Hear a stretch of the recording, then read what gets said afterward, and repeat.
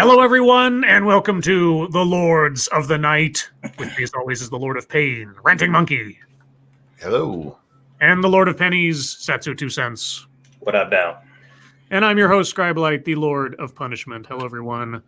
Hope you're all well. Hope you're having a good Tuesday, a good week so far, and a good week ahead of you.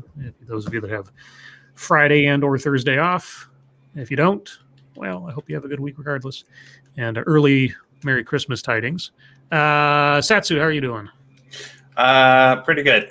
Nothing really to report. Just not doing bad.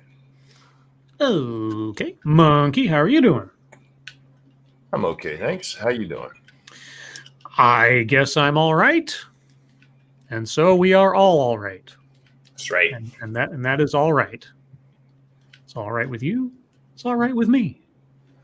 Lots going on in the last hour or two that we'll talk about momentarily. But before then, Monkey Dick, Jim Jones, movies, video games. Hit that like button if you have not already. And many of you haven't because I guess you just don't like us.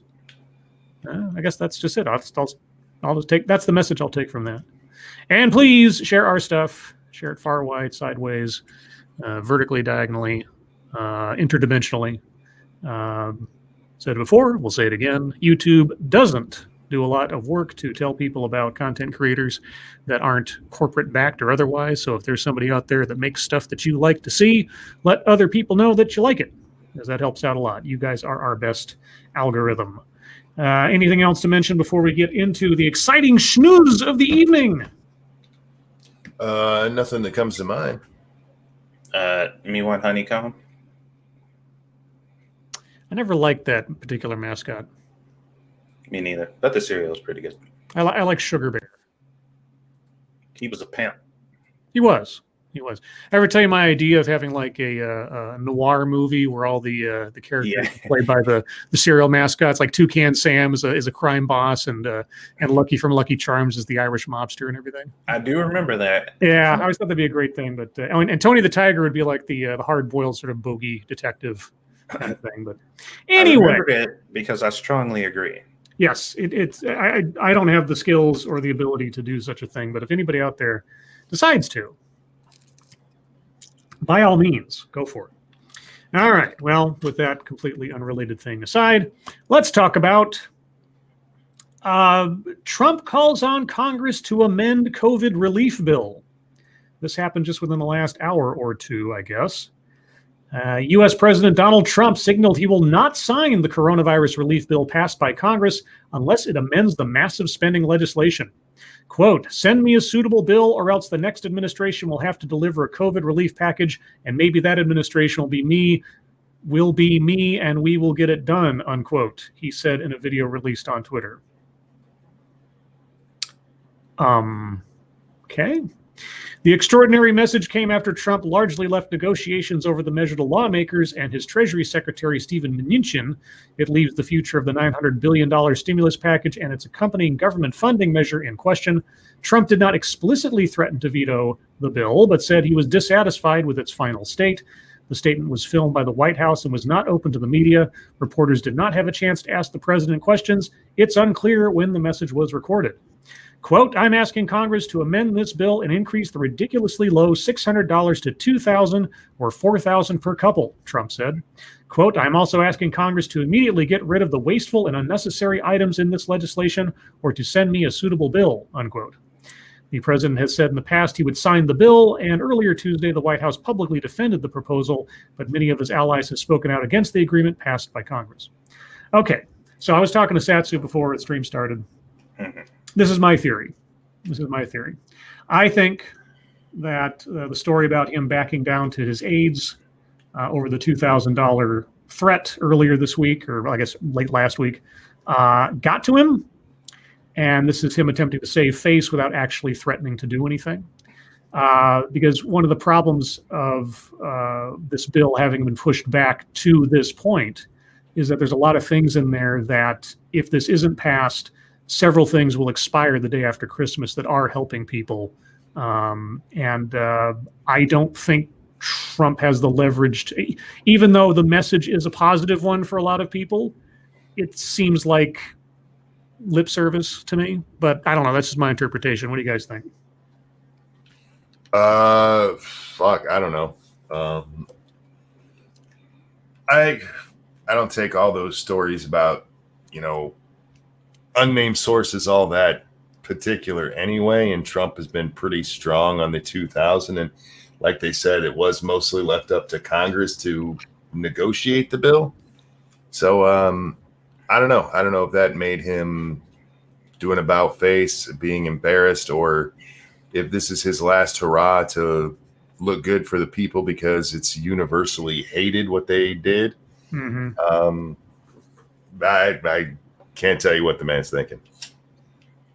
Yeah, I don't know. It's kind of hard to tell too, because it's not like he's been necessarily quiet about the fact that he wanted to give people significant amounts of money. He claimed that during the first stimulus too, that they need to get enough and all that type of stuff. So it's not like it's been a secret. This ain't something new he just conjured up. So I think I believe he wants it, but it probably is just to save face. That's most likely what the primary objective is. And it actually happening is probably secondary. We have a birthday. It's Diesel Dave's birthday. Indeed. Diesel Dave. Real quick, thank you, Eric Peters, giving money to Pakistan Gender Studies. Yeah, I saw that. We'll talk about that by fucketry time, if not earlier. And thank you. This is Kyle. Hello, chat people in Latin. Sorry, I just want to get those before they disappear because they didn't give me any alerts.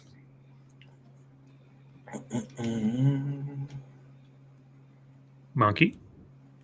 I'm sorry. Are we ready? Yes. Diesel Dave, it's your birthday, and around here we do this. This one's for you, and a 1, and a 2. Happy birthday to you. Happy birthday. Happy birthday to you. Diesel Day. Happy birthday, Diesel Dave. You're fucking awesome, dude. Happy birthday to you. Happy birthday, Diesel Dave. I hope you had a great one. Really do. And apparently it's also Soraya's mother's birthday, Amber. Amber, it's your birthday, and around here we do this. This is for you, and a 1, and a 2. Happy birthday to you. You get the squeaky one. Happy birthday to you. I don't make the rules. I just point them out.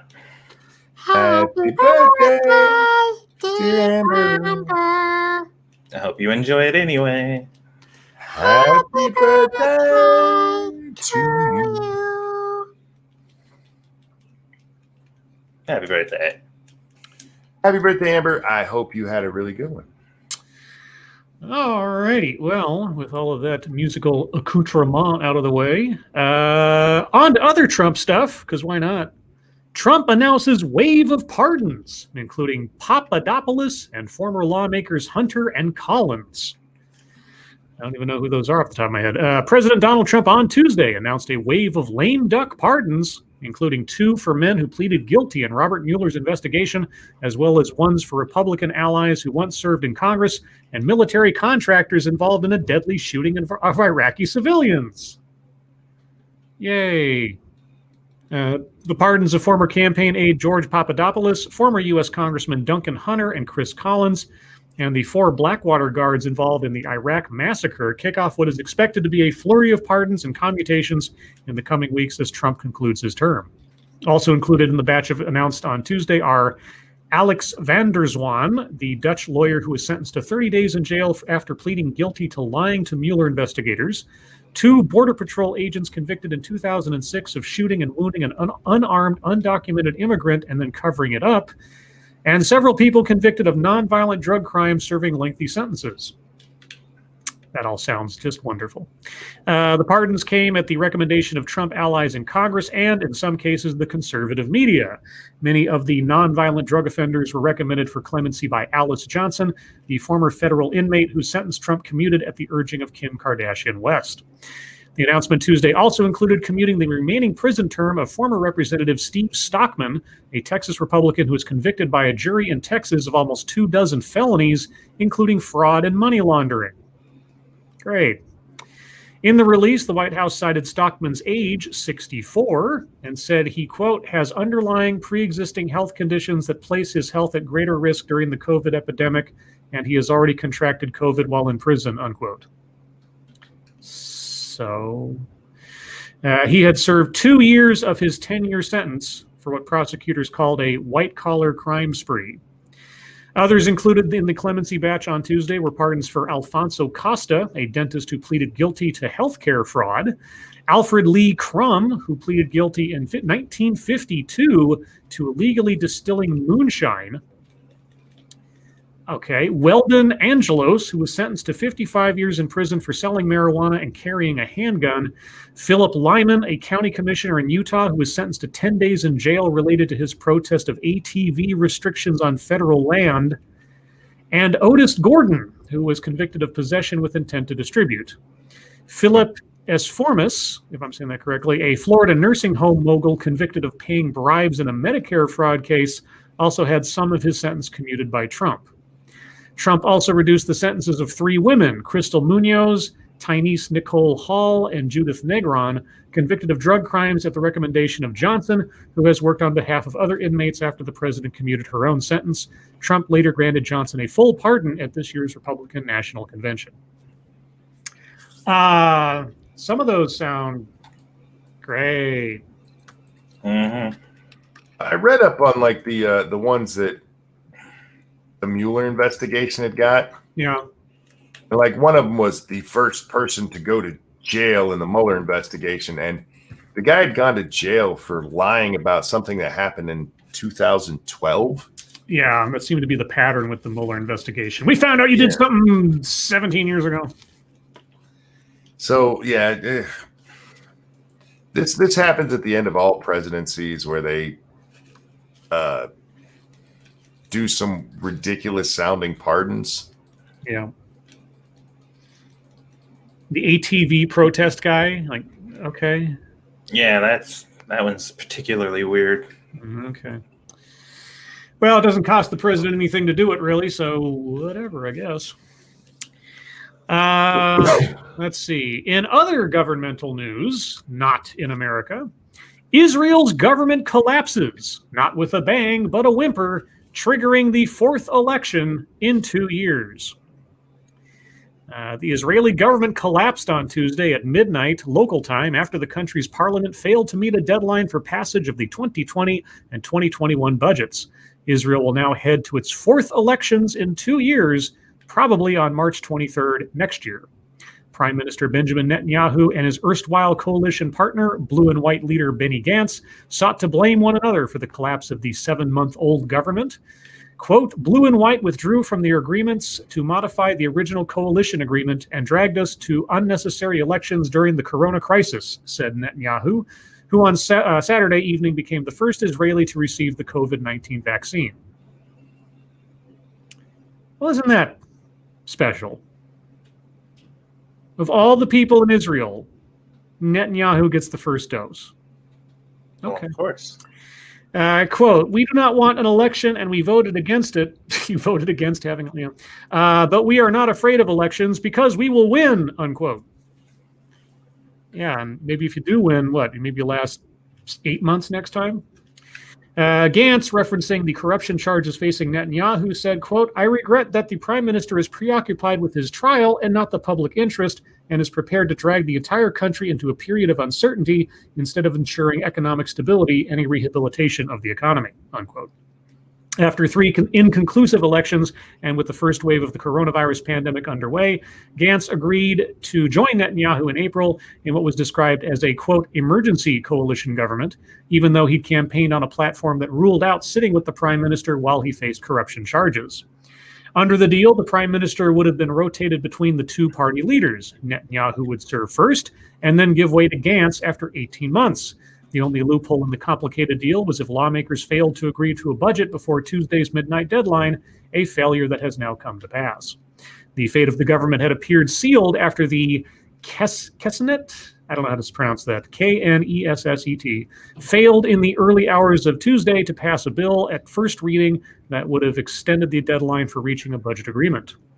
Opposition leader Yair Lapid, who campaigned with Gantz in the last election, but withdrew his party's support when Gantz joined forces with Netanyahu, addressed the Israeli leader in the Knesset, on Monday evening. Quote, Mr. Prime Minister, who are you kidding? You don't care about the mutation of coronavirus. You only care about the rotation of the prime ministership.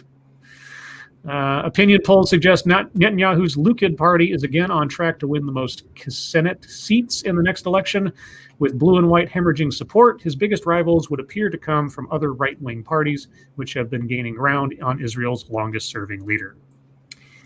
So if you think our politics are screwed up, well, so is Israel's. Wonderful.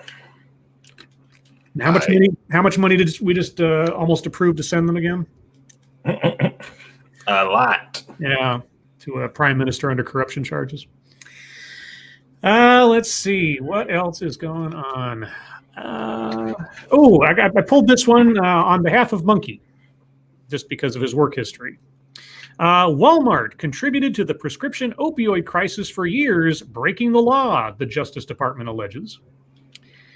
The Department of Justice is alleging that Walmart broke the law and contributed to the prescription opioid crisis by filling thousands of invalid... God, I can't talk today.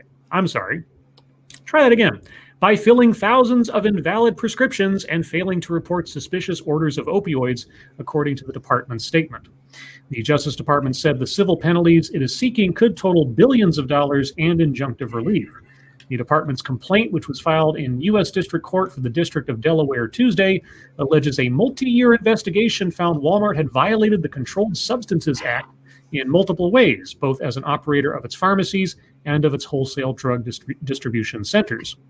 Quote, as one of the largest pharmacy chains and wholesale drug distributors in the country, Walmart had the responsibility and the means to help prevent the diversion of prescription opioids, said the department's acting assistant attorney general of the civil division, Jeffrey Bossert Clark, who alleged that Walmart for years, quote, did the opposite, unquote. In response, Walmart blasted the Justice Department for allegedly inventing, quote, a legal theory that unlawfully forces pharmacists to come between patients and their doctors, unquote. Pharmacists do come between their patients and their doctors. They're the middlemen. What? And using, quote, cherry-picked documents taken out of context, unquote. The Justice Department alleged that Walmart, quote, knowingly filled thousands of controlled substance prescriptions that were not issued for legitimate medical purposes, unquote, at its pharmacies, according to the department's statement. In addition, the complaint cites Walmart's alleged failure to report hundreds of thousands of suspicious orders to the Drug Enforcement Agency. The Justice Department noted that Walmart's distribution centers, quote, ceased distributing controlled substances in 2018, unquote. Okay. I don't know if you have anything to add, Monkey, from your time at Walmart, but I just found that interesting. Not really. I mean, that's... I don't know how they proved they were doing anything wrong with that if they were filling the prescriptions as needed or as presented. Yeah, they'd have to show that there was knowledge that they were invalid, which, I mean, I'm guessing that they wouldn't bring this unless they have evidence of that, but I'd be curious to know what it is. Yeah, they said it was a multi-year investigation or whatever, so... Yeah. I guess we'll see. But that one aside, what else? Oh, here's the one that a lot of people were talking about the other day. And let's see, 10 years in prison for illegal streaming? It's in the COVID-19 relief bill. Tucked away in the more than 5,000-page long COVID-19 stimulus bill is a new law that severely punishes streamers that pirate large amounts of copyrighted content. You probably have nothing to worry about. Probably being the operative word. The, quote, Protecting Lawful Streaming Act, which was introduced earlier this month by Senator Tom Tillis, a Republican from North Carolina, doesn't target casual internet users. The law specifies that it doesn't apply to people who use illegal streaming services or, quote, individuals who access pirated streams or unwittingly stream unauthorized copies of copyrighted works. Rather, it's focused on, quote, commercial for-profit streaming piracy services, unquote, that make money from illegally streaming copyrighted material. Tillis said that this practice costs the U.S. economy nearly $30 billion yearly. Does it? Quote, this common sense legislation was drafted with the input of creators, user groups, and technology companies. So Netflix and Hulu and the movie industry. Okay. And is movie industry mostly. The what now? Movie industry mostly. Mostly, yeah. And is narrowly targeted so that only criminal organizations are punished and that no individual streamer has to worry about the fear of prosecution, unquote, he wrote in a statement. If a violator is prosecuted, they could be imprisoned for up to 10 years for multiple offenses, and they could be fined. The bipartisan bill has support from 5 Democratic senators and 4 Republicans. It also has support from 2 groups, including Public Knowledge, a consumer advocacy group, which called the bill, quote, narrowly tailored, unquote, so it doesn't affect regular internet users. Who funds Public Knowledge? I'd be curious to know. Quote, we appreciate Senator Tillis's decision to release the text of his proposal and his leadership in bringing in consumer groups to the table, listening to our concerns, and working to prevent risk to end users and legitimate streamers and streaming platforms. Meredith Rose, Public Knowledge's senior policy counsel, said in a statement. In a separate response, the National Association of Broadcasters said it, quote, strongly supports the law. Last year, the Department of Justice charged 2 computer programmers from Las Vegas for illegal pirating. How about illegally pirating? CNN. Okay, for illegal pirating thousands of hours of television shows from Netflix and Hulu and streaming. Yeah, what?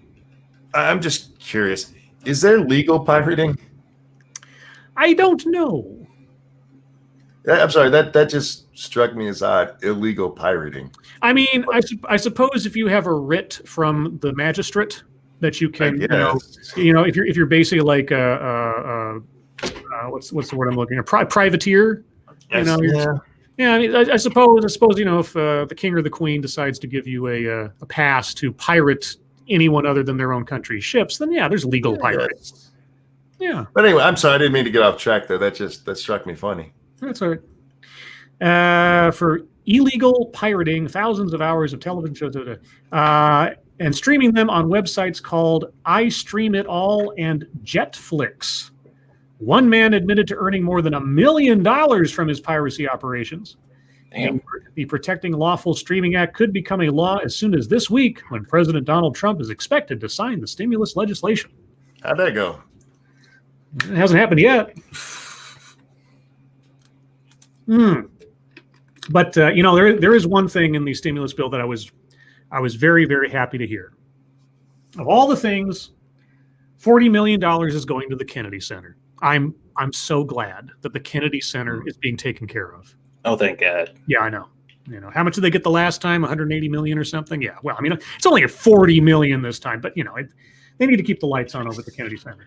Wasn't it 25 mil the first time? I thought it was like more. I thought it was like 80 or 100 or something.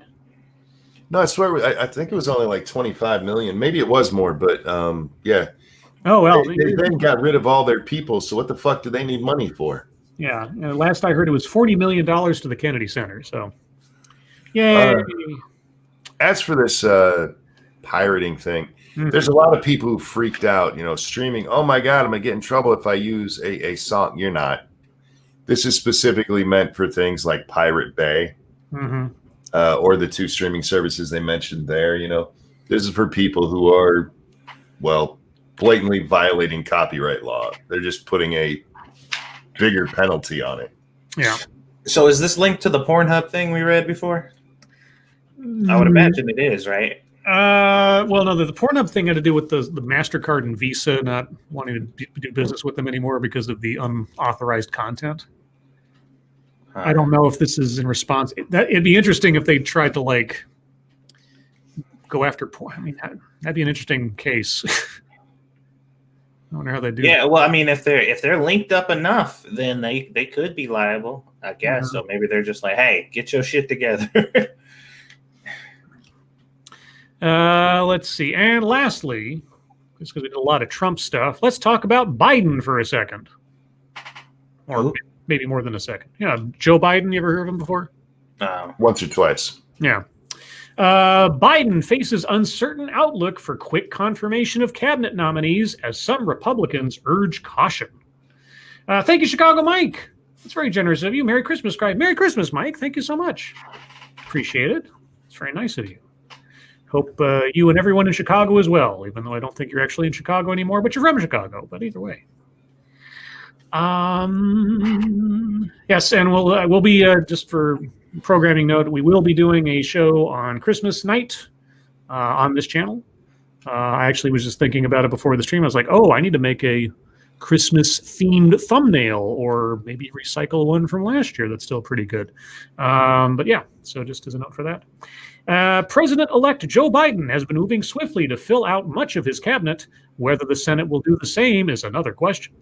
Biden faces the tricky task of navigating a narrowly divided Senate with competing factions within his own party. Calls by conservative senators to bring the nomination process to a slow grind, all with the added complication of the hotly contested Georgia runoff races, making it impossible for the Senate to formally organize until the outcome is clear. Moreover, some Republican senators have little interest in beginning the confirmation process in January, with President Donald Trump refusing to concede the race, meaning Biden could have a difficult time getting some nominees confirmed on his first day in the job, as has been customary for his predecessors. Missouri Senator Josh Hawley, a Republican who sits on the Senate Armed Services Committee, said, quote, "All of these nominees ought to receive hard vetting, every single one of them," unquote. Quote, "I will just say to Republicans, good luck explaining to your voters if you fast-track nominees for somebody who isn't even president yet," Hawley told CNN. "I mean, Joe Biden has not been sworn in. Good luck explaining that," unquote. Yeah, but I mean, have they ever not just started the proceedings of the process before the inauguration anyway? I don't know the answer to that. Yeah, it sounds a little bit like, yeah, explain that to your voters. Explain the last 17 elections. While Biden's picks have quietly been holding courtesy meetings over Zoom with GOP and Democratic senators, a number of Senate committees, maybe? How many people did it take to write this story? Only 2. Okay. That's all right. I mean, only two sets of eyes were looking at this. It's okay. A number of Senate committees have done little so far to prepare for imminent confirmation hearings as members wait for the Georgia runoffs to make it clear which. You just said that. You just said that earlier. But if the Georgia races remain too close to call for days or even weeks, it could further delay confirmation hearings. Florida Republican Senator Marco Rubio, the acting chairman of the Senate Intelligence Committee, was non-committal when asked if he'd have confirmation hearings before January 20th for Avril Haines to serve as Director of National Intelligence. Quote, "First of all, we don't know who's going to be in the majority," Rubio said. "We got to wait till Georgia before we make decisions about that." We got to wait till Georgia. Okay. Moreover, Trump's refusal to concede the race continues to put Senate Republicans in an awkward spot, with many unwilling to break ranks with the president and his futile attempts to overturn the will of the voters. Republicans are bound to be divided about whether they should greenlight confirmation hearings in January before Inauguration Day.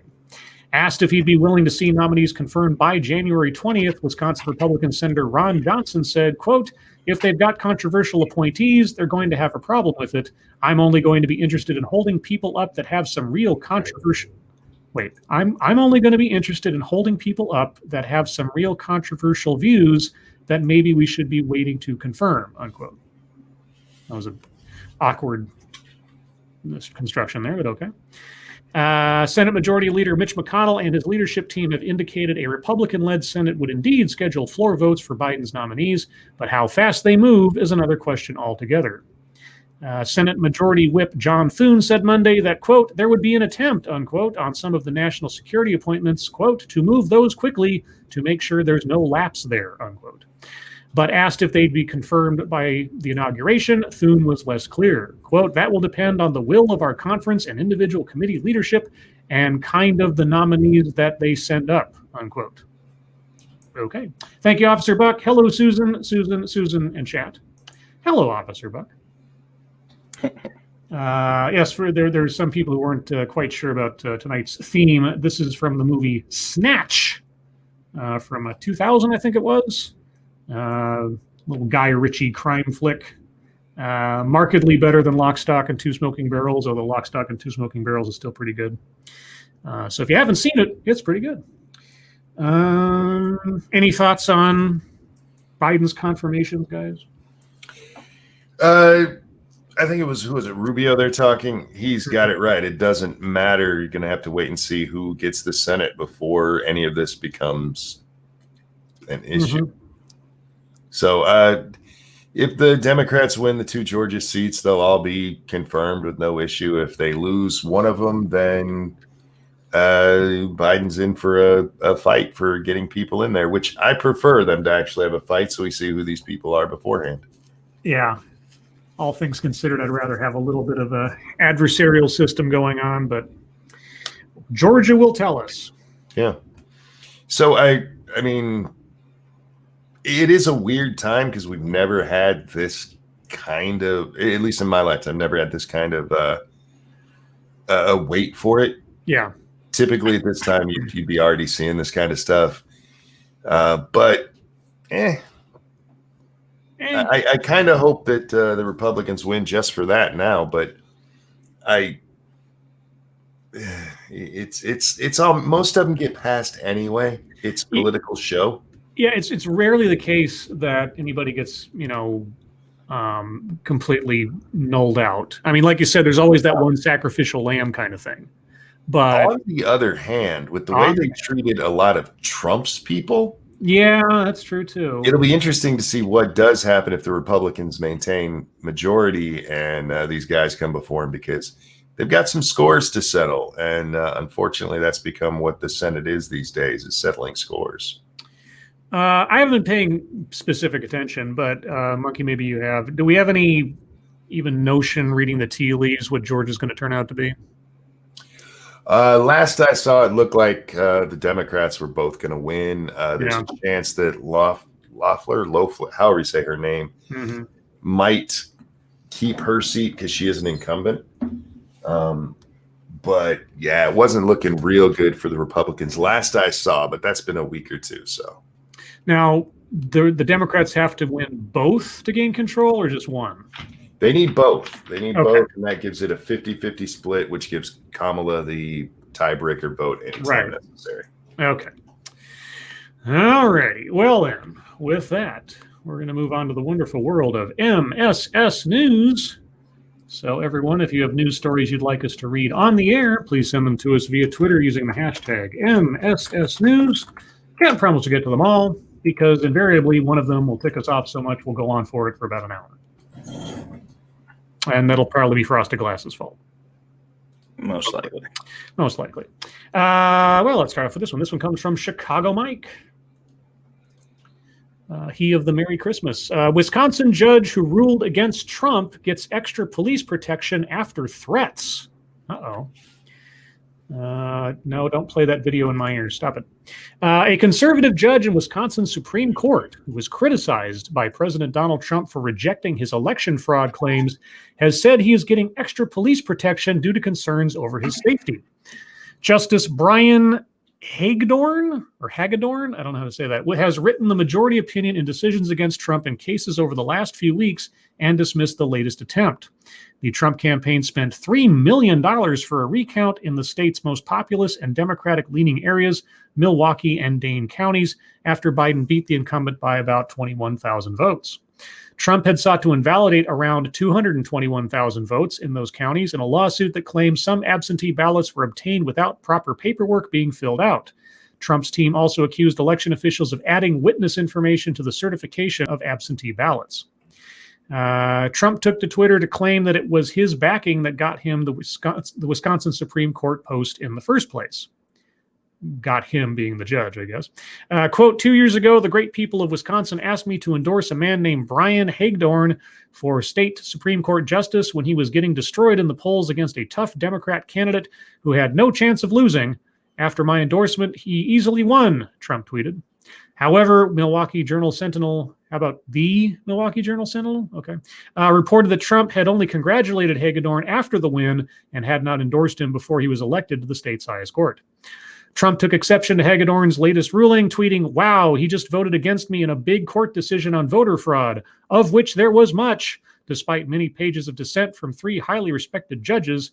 Great Republicans in Wisconsin should take these 3 strong decisions to their state legislatures and overturn this ridiculous state election.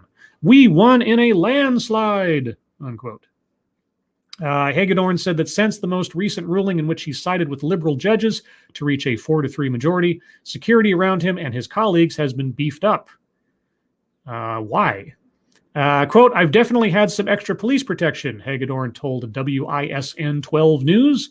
Quote, not just me, but some of the justices because of some of the things directed our way. I'm not aware of any specific death threats necessarily. There are some things that are concerning and not fun as a father of 5 children to hear, and it's been the case that my 12-year-old daughter asked me at one point, quote, Dad, can we play in the front yard today or should we play in the backyard? Okay. Quote, I knew I'd certainly get an earful from people who disagreed with my votes, but I'm doing the best I can, as faithful as I can, to follow the law regardless of politics. Okay.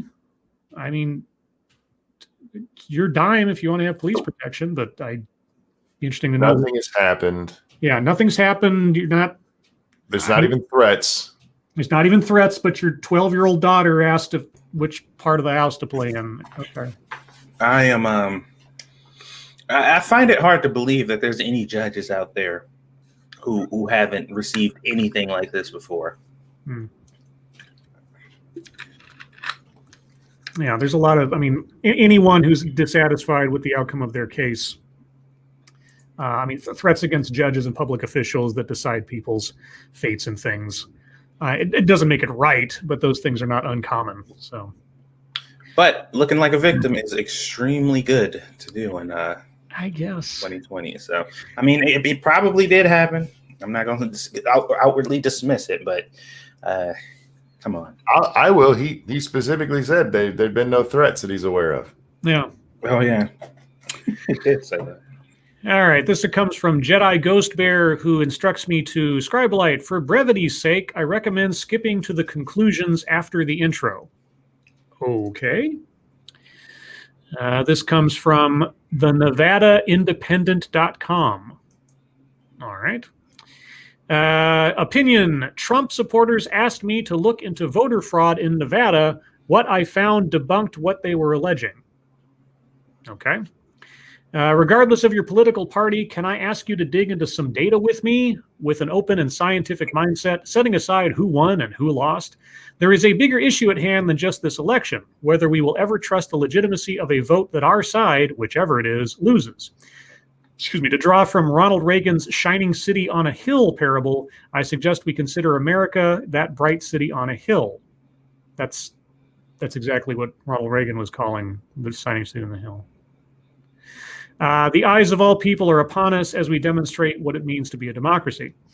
I was enlisted by the Trump Digital Army Election Integrity Division. Is that really a thing? I think that's some made-up bullshit. On November 8th, 2020, to look at the source data in each battleground state and compare 2016 to 2020 results to find any outliers/anomalies in the 2020 election results that could signal fraud. Here is the data they asked me to assemble, and like I was advised, I'm going to skip down to past all the stuff and into the conclusions because it is a very long piece. Okay. As in any process involving people, there will be mistakes. There will even be a few people who either through ignorance or deceit will vote more than once.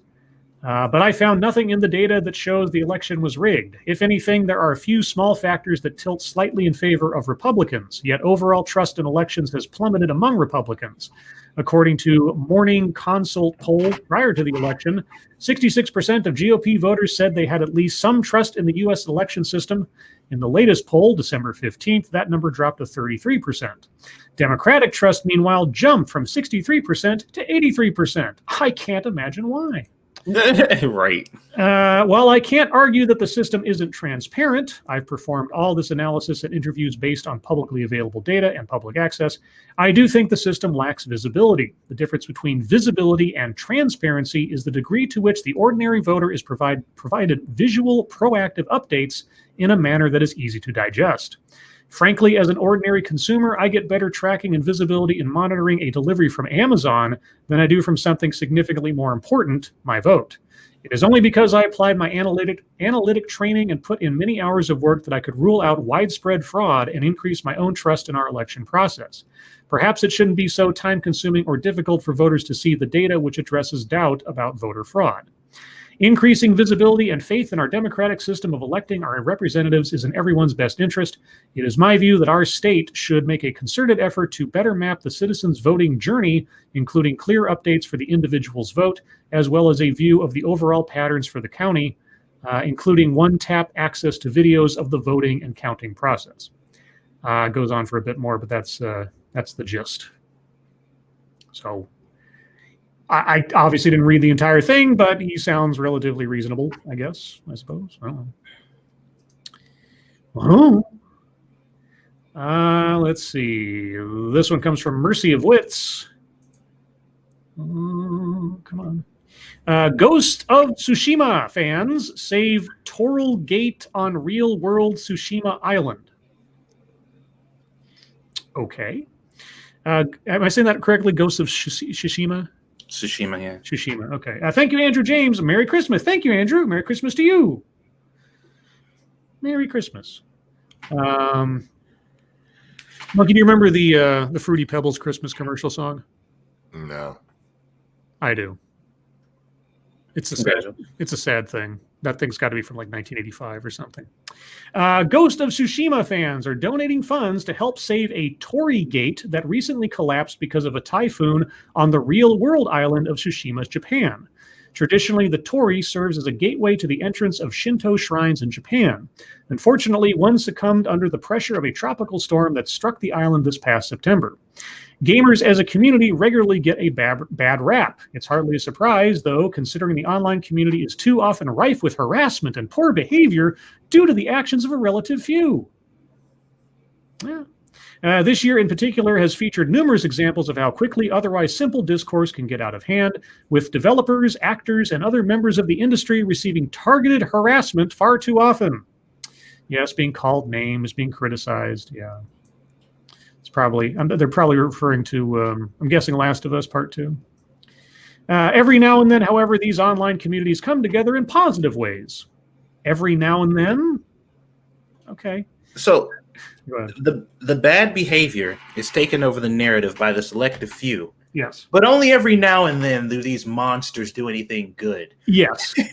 Okay. Yeah, this is a very... all right. Very, very balanced article. Uh-huh. Every now and then, however, these online communities come together in positive ways, sharing stories and creative endeavors or participating in acts of kindness that remind people not all gamers are bad. Oh, my God. Wow. Thanks, Screen Rant. Yeah, so that was the... wait. Okay, there's more to the story. The way they split it up, it looked like I was moving on to a different article. Following the destruction of a torii at Watasumi Shrine in Tsushima, Japan, following a typhoon, local shrine priest Yuichi Hirayama started a campfire campaign, basically the Japanese equivalent of a Kickstarter, in hopes of raising enough funds to restore the sacred gate. According to a report from Fatismu, translated by Twinfinite, I don't know what that is, the fundraiser started on November 27th with a goal of 5 million yen, or over $48,000. In the weeks since then, the Campfire campaign has surpassed its target several times over, accumulating more than 20 million yen, or $190,000. In updates on the campaign's page, Hirayama surprisingly shared that a lot of the donations are coming from Ghost of Tsushima fans. The organizer also attributes the fundraiser success to, quote, the guidance of the gods, unquote. Well... Lucky for them, somebody made that game, huh? Yeah, I know. Holy shit. Anyway, okay. Well, that's a good thing. I'm glad for that. You know, those few gamers out there who aren't misogynist creeps, they occasionally throw their money in good causes. Yeah, those fucking disgusting people. Sometimes they're good, guys. Sometimes. Yeah, but it's probably all a big virtue signal. Actually, it's probably a bunch of like bots that were funded by the game company, so this is going to be PR. Yeah, it's a it's a QAnon campaign. Yes. Oh my God, it's been a day and I haven't heard about QAnon. Okay, this one comes from Frosted Glass. Let's see how long we can endure this one. This is from Curious, a subdivision of Medium. I'm thinking we should start our own subheading of Medium. I feel like everybody's fucking got one Don't now. they have them all? There's probably somebody with a ranting monkey one out there already. No. I mean, we should have a subheading called Lords of the Night, and like our audience members just write articles under that heading. Yeah, fuck it. Yeah, I'm gonna look into it. I want to see about that. If it's not already taken, we should do that and find like a nice little fancy sort of professional like title graphic and the whole 9 yards, and start posting our own stories. So eventually, somebody on some other stream somewhere will have stories referred to them from us. Conservatism doesn't belong in the 21st century. Okay. A dogma of immobility and regression. Conservatism may be the greatest threat to humanity. Wait a minute. Regression? Okay. Regression. I'm sure you can find examples of regression in conservatism. Are you telling me that modern liberal thinking is not regressive? No, they're taking the oppressive concepts of before and using them now in a more modern way for justice, I think. Yeah. Okay. This is by someone named Nicholas Carteron. Carteron? When I was young, I was an old fart. That's quite the opening. Thinking against the crowd, against my teenager peers, felt like a victory. It elevated me to adulthood, or so I thought. It certainly didn't win me any friends, and that reinforced my old fartitude. Okay. Old fartitude. Yes. They say that if you're not a liberal when you're 25, you have no heart. If you're not a conservative by the time you're 35, you have no brain. I took the opposite approach. You're a heartless child and a brainless adult. All right. Yeah. I took the opposite path. I, Benjamin, buttoned my way out of conservatism. Okay. I used to believe the world was better before being some mythical golden age that had no date nor time nor place. No, I know exactly what the date was. What was that date, Satsu? 1950? No, 2016.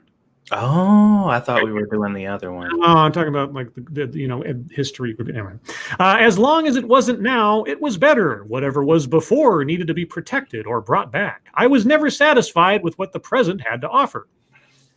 That's actually not a bad thing. That's how we, evolve and advance and find new ways to do things. Growing up, I came to realize how wrong I was, how before didn't always used to be better.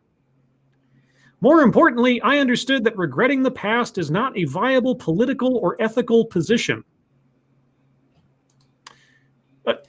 Excuse me. What? I keep hearing about 400 years of white supremacy that everybody's got to be apologizing. So you're against reparations? Is that Used to be. Okay. Oh, yeah. What came before? This guy's confusing me quite a bit. Anyway, I understood that regretting the past is not a viable political or ethical position, that comparing epochs doesn't add anything to a discussion or one's life experience.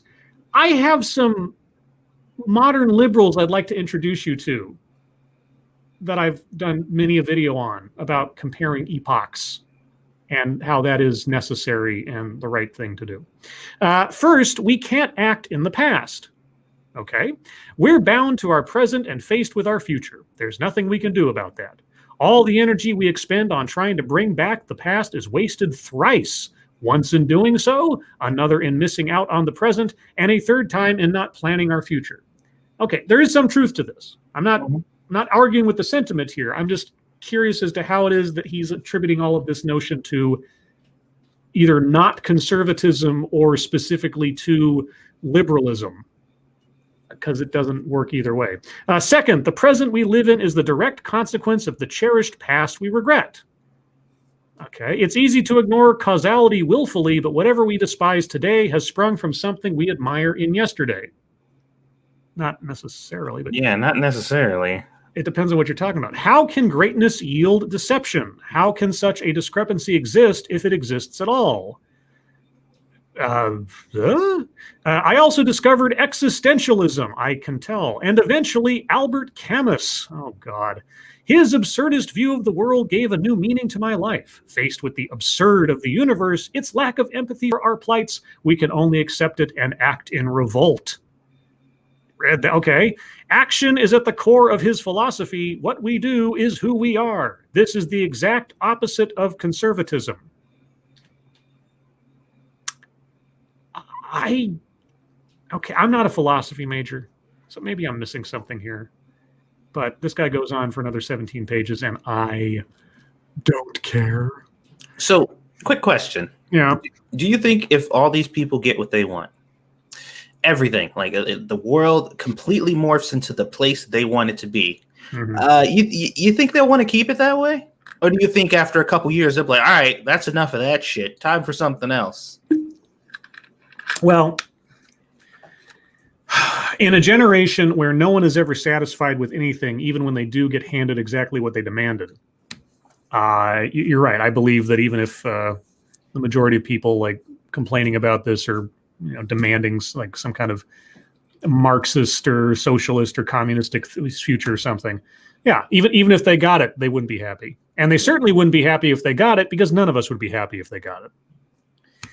Thank you, Officer Buck. So do they burn all their belongings every 5 years or so, or do they conserve what they have? I don't know.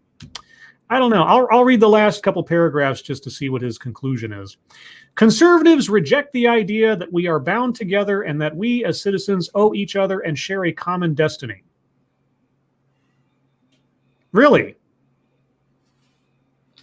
Conservatives reject the idea that we are bound together. So conservatives are just like, fuck that whole Constitution thing. To hell with laws. Okay, all right. They refuse to admit that goodness springs from good deeds, preferring the notion that goodness is inherent. What?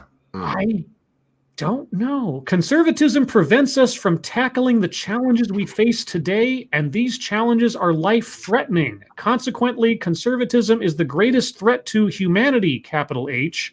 We need to get rid of it now. Huh. Yeah. Okay. That is a Medium article. It's quality, Medium. Let's see. What time is it? We'll do a couple more here. I think we already did that. That one hurt my brain. Let's see. We already talked about the COVID bill. Oh, here we go. This one comes from senior staff reporter and chief Florida correspondent Colleen Bernier. With a Christmas story. Because what Christmas story would be complete without a cute fuzzy creature? A Florida woman woke up to find a raccoon in her Christmas tree. Chaos ensued. Oh. Aubrey Iacobelli, if I'm saying that correctly, or Iacobelli? Iacobelli. Iacobelli. Of Tallahassee woke up at 4:15 a.m. on December 10th to find a new and unwelcome decoration in her living room. Quote, I heard a scuffle in through the doggy door. I don't know how the heck this just happened. There's a cat inside my Christmas tree, she says in a must-see video of the ordeal she posted to Facebook.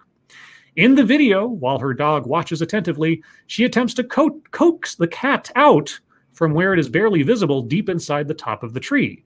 She pokes at it with a frying pan and later a wise man statue pulled from the mantelpiece holiday display.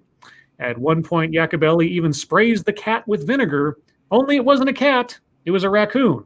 And when the dog finally lunged for it, chaos erupted. This is bad, this is bad, this is bad, she said, shrieking and pleading with both animals. Don't knock over my tree. The tree goes over hard. Glass ornaments break. Iacobelli, barefoot and in her robe, leaps onto the furniture as the dog and raccoon roll on the floor, biting and scratching and barking and snarling. For concerned animal lovers, at this point in the video, a message says, I know it sounds bad, but both animals are relatively okay, unquote. Relatively okay? Relative to what? Relative to not being okay. Relative to a wood chipper, they'll be fine.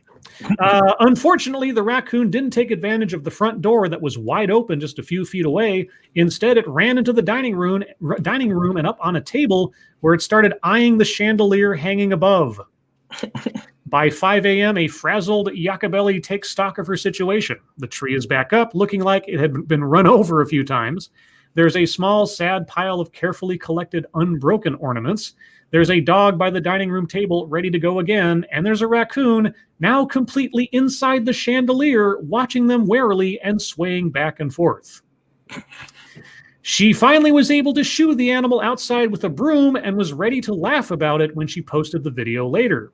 The dog had a few minor scratches, she said. You should probably get the dog checked out because raccoons got stuffs on them. Quote, now that it's not right there in the moment, it does seem kind of funny, Yakabelli said.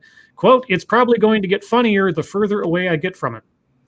The video has gone viral in the US and around the world and has even inspired a new Christmas song that's sure to become a Yuletide favorite from her friend Kelsey Newman. Quote, and I don't know what the tune is, so I can't sing this, but the lyrics go, this sure is a Christmas to remember. Next year, I'll lock the doors come November. Okay. This is why you get a fake tree. There's that too. It could have been a fake tree. It didn't say it was a real tree. What? How the hell would a raccoon get into a fake tree? You think still climb? My cat used to climb inside of our fake tree. Yeah, but your cat's already in your house. No, the raccoon got in through the doggy door. Yeah, he came in afterward. Yeah, there's a scuffle at the doggy door, and then there was a raccoon that hid in the tree. Yeah. So it wasn't like they chopped down the tree, carried it into the house, decorated it with the raccoon living in there the whole time. I mean, why not? That's happened. That happened with a koala this year, didn't it? Koalas live in Christmas trees? Somebody's house. Yeah. Oh, okay. Well, koala trees aside, everyone, thank you so much for all the stories. Appreciate them. Sorry I didn't get to them all, but que sera. Let's move on to the wonderful world of YouTube time. I'll go first because I don't have much. I've been doing way too much Photoshop stuff in my work / hurry up and waiting time with end of or pre-Christmas things going on. So I've got 2 more thumbnails already created, ready to go, and maybe working on a third. I don't know. I don't know if League of Extraordinary Gentlemen is quite the best idea for a thumbnail. I can't seem to get my face to fit over Sean Connery's under a hat. So I may or may not use that one. But that's all I've been up to. Tomorrow, I may be doing a TED Excellence. It all depends on work stuff, per usual, so keep an eye on my Twitter. If I do, I've got quite the selection because, TEDx has been busy lately. And of course, they always are. But otherwise, Satsu, what have you been up to? I saw a couple things on the social medias, but one thing that I'm looking at right now, this isn't really fucketry, but apparently Steam is having their, I'm guessing this is the winter sale? Mm-hmm. It's the winter sale, Yep. And there's a lot of shit on here for upwards of 80% off. Yep. And there's this one game that I was looking at called Reiko's Fragment or some shit like that. It's a VR game. And basically, the person in VR is in the world and they're exploring a house that they're trying to escape. And they're actively connected to the internet while doing it. And I think up to 8 people can go in and control all of the shit that scares you in the house. Yeah. And I'm very interested in this. It's a pretty cheap game or whatever, and I do have a VR headset, and I'm just like, oh my god, my audience would love to scare the shit out of me. They'd love this. So I'm conjuring up some ideas on how to get this done, but I think you guys would like that. I don't know how fun it'll be for me, but we'll see. Let's see here. There was the Trump announcement thing. I was talking to a few people over on Facebook about there, and they a few people have the same worry that if he vetoes it, it's gonna create a chain reaction of fuckery that ends up fucking more people over than it ends up helping, which is probably not a bad fear to have, all things considered. The $600 stimulus memes have been fucking hilarious. I don't know if you guys have been seeing them, but these memes are super funny. They had they put Pelosi and what's his face's head on the people from what is that, Pawn Stars, and they like, best we could do is 600. Yeah. So, yeah. I'm just like, holy shit, dude, these memes are out of control. There's a whole bunch of them. Did we miss YouTube time? This is YouTube time. Satsu's just kind of wandering around a bit. Oh, my bad. Oh no, yeah, I am just going ahead and doing my fucketry just because. So I'm gonna continue on with my fucketry for now because I didn't do anything for YouTube anyway. Although we are supposed to be playing Uppies tonight. Is that a thing? Are we playing Humans Fall Flat? I could probably do it. Probably. All right. I know Stunlock really wanted to play, and I found a bunch of maps that are really cool. You found some maps. Not those kind of maps. I know. I found a bunch of stuff that might keep us busy for a little bit. Plus, it's not a 4-hour stream, so we should be entertained in the time frame that we do have.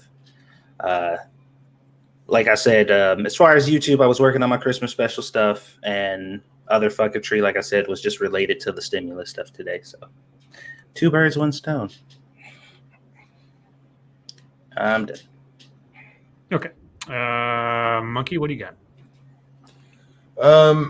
After the show last night, I crawled into bed and I stayed there until about 6 in the morning. So I didn't do anything last night, but today I did a monkey in the morning. Mm-hmm. And then I did a video game stream until my internet started shitting out on me, which it's been doing repeatedly lately. So I haven't got those. I haven't done a 2-hour stream in a while, which is what I try to keep those at because my internet won't let me. When I can, those will come back, but I'm trying until then, guys. And then I went back to bed. That's all. That's thrilling. I know. Okay, well then, we'll go to fucketry, and we'll skip Satsu because he already did his. Do I have anything really exciting today? Speaking of the winter sale, there was on that front page of the Steam store, they got those big, like, here's the big feature games franchises that have discounts on them. And it was like the Grand Theft Auto franchise up to 60% off. The Fallout franchise up to 80% off. Metro franchise up to 0% off. I took a screenshot of that and I tweeted it out because it's like, up to 0% off. Now, of course, if you click through it, there's plenty of discounts on the actual games. I just found that funny. What else? Oh, this one got a whole bunch of attention today. I was just thinking about, part of me was thinking about the fact that the $900 billion stimulus package is half of the $1.8 trillion that was offered back in October that Pelosi and the Democrats had said was not adequate. It's somehow $900 billion, half of what they were talking about previously, is somehow okay. Mm-hmm. So I put up U.S. population, about 328.2 million people, 85% eligible for stimulus checks, 278,970,000 people. If $900 billion were spent only as direct payments, $3,226 per person, and $600 was the best they could do. Got it. And this led to a whole bunch of conversations and people pointing out, well, this is what the $900 billion is actually split up to go to and everything else in this. And I get it. I'm not saying that, all 900, the entire bill just goes. I think there should be just a straight out, here's a bill that gives money to the people. This should have been the case for months, but that's beside the point now. I was just amazed that out of everything that's being spent, $600 was the best they could do. A lot of people had a lot to say about this, and I understand. I'm not going to read the whole thing, but it was good conversation either way. Other than that, talked about that yesterday. I'm already yesterday, I guess. Yeah. I don't know. I'll just recommend. There's this funny series that Kurt Metzger and his friends are doing called "At Home with Stallone." It's Kurt Metzger like talking to one of his comedy friends who has this face replace app on that puts Stallone's face on him, and he talks in a Stallone accent. And the video they posted today was Stallone promoting his latest idea for a Rambo movie. I don't want to give it away, but if you go to my Twitter feed and scroll down a bit, you'll see the clip of it. It's only a minute long from the whole show, but it's fucking hilarious. And otherwise, there was this. Tweet from I never remember how to say her name. It's Yamiche. Yamiche, yeah. Yeah, Yamiche Alcindor, who is a reporter. And she tweeted this out. Governor Gavin Newsom of California has selected Alex Padilla to serve the final 2 years of VP-elect Kamala Harris's Senate term. Padilla will be the first Latino senator to represent California. This choice also means there will be no black women serving in the Senate. And somebody responded, it should have been a black woman. Why are these choices so hard for Democrats to make? And I just put, this is the song that never ends. Hashtag diversity and inclusion. I was just stunned. I was like, yeah, but he's not a black woman. Like, and that was the point that Yamiche decided to bring up. Just so you know, by putting Alex Padilla, the first Latino senator of California, in place, there won't be any black women in the Senate.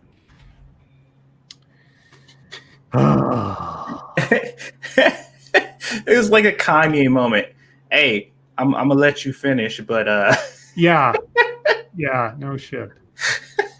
Oh, caramba. Anyway, that's all I had for fucketry. Monkey, what do you got? Does Satsu have anything else? Yeah, he doesn't get to have anything else. He usurped the whole format. He's done. He's just done. Nah, man, I don't get into a lot of trouble anymore, man. I'm just like keeping myself busy. Wait. Are you suggesting I get myself in a lot of trouble because I often have a bunch of fucketry? Yes. Oh, that's hurtful. It's also very factual. Everything is sad is factual. Oh, wait. Sorry. That's a racist song. How dare you, sir? I know. It does hurt me that song is part of Song of the South because it's such a fun song. Yeah. I love Zippity Doo Dah. Anyway, today there was quite a bit of news about, what's her name? The chick from Hawaii, Tulsi Gabbard. Yes. And how she's like calling people out for getting the shot when they shouldn't be. Specifically young people in Congress who are getting it ahead of old people. Yes. And it struck me odd that it was after I saw all of that I saw a story from the New York Post about how Ilhan Omar did the same thing on Friday. Oh. Ilhan Omar called out people like AOC for getting the shot instead of letting old people get it first. I just thought it was funny that wasn't a major deal, but Tulsi Gabbard doing it is. Interesting. Let's see what else we got here. This one just made me laugh because I hate people who try to gatekeep, especially in gaming. I've been a gamer basically as long as I can remember. Video games have been something I've been interested in and playing as often as I can. And this person had posted something to the effect of all gamers are gamers, and this chick shot back with "nuh-uh." I'm paraphrasing. I'm getting to the actual point of the argument. The original person says, "How? Let people play what they want." And she responded, "I'm not stopping anyone from playing what they want.